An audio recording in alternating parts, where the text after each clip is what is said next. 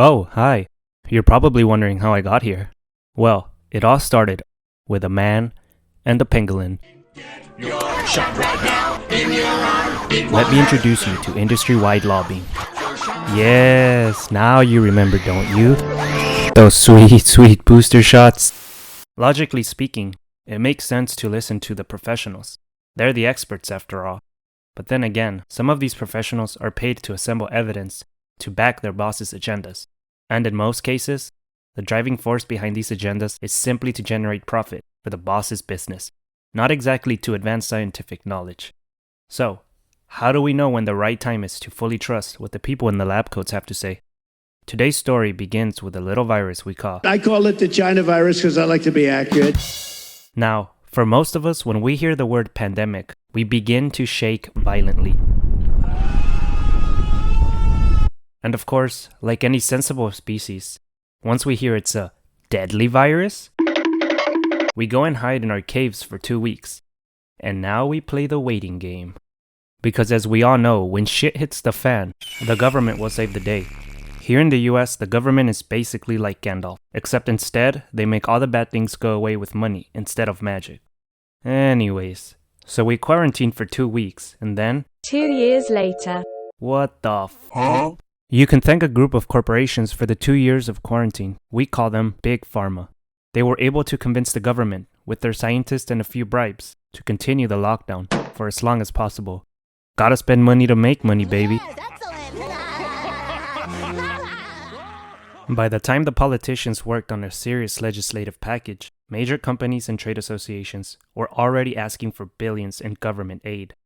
Well, isn't that something?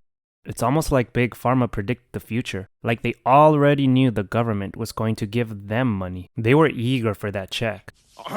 But aren't these already well-established businesses that generate revenue? They're not exactly using government money because they can't afford to pay their employees. The truth is that it's easy to take advantage of the government and overcharge them for goods and services like vaccines and testing kits. Vaccines and testing kits were purchased by the government and handed out to the public for free. There's literally no better marketing than a product that's endorsed and paid for by the government.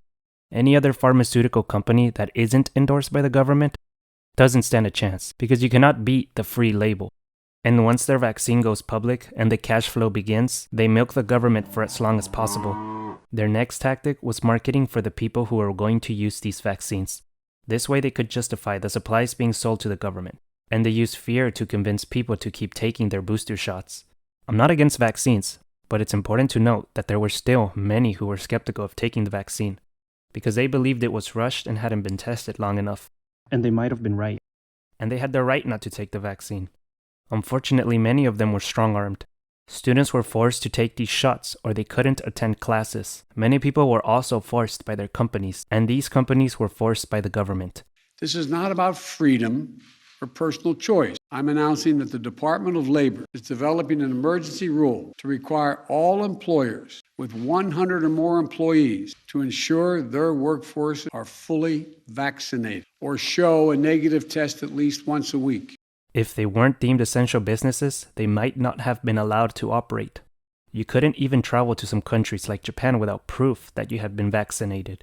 On top of that, the virus had more evolutions than an Eevee in Gen 9, so Big Pharma kept marketing their new vaccines. This was legendary. They fed us vaccines like chicken nuggets. Big Pharma gets a ton of money from the government, and all I got was this lousy card.